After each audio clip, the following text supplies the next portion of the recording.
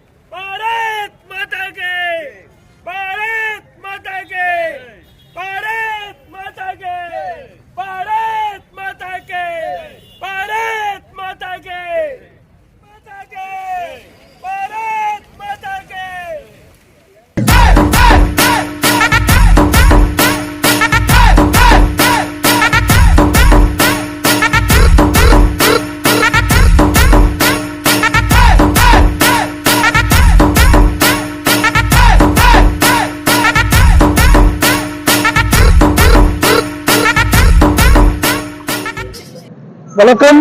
இசக்கி வெங்கட்ராஜா, இந்து மக்கள் கட்சி. திருப்பரங்குன்றத்துக்கு தீபத்தை சொல்லி கமிஷன் ஆபீஸ்க்கு மனு கொடுக்க போனோம்.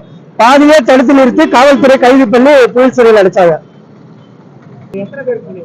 100 பேர் போனோம்.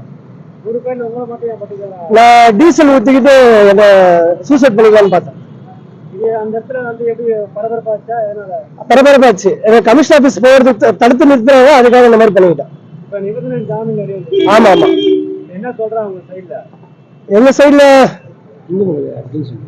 அர்ஜுன் சம்பத் பேசுறேன்னு சொல்லியிருக்காரு. அர்ஜுன் சம்பத் இது கோர்ட்ல வழக்கு பாக்குறேன்னு இருக்காரு.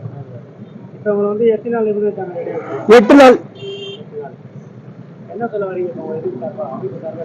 திருப்பரங்குன்றத்துல தீபத்துல நல்லா இருக்கும்னு வலியுறுத்துறோம் தமிழக அரசுக்கு.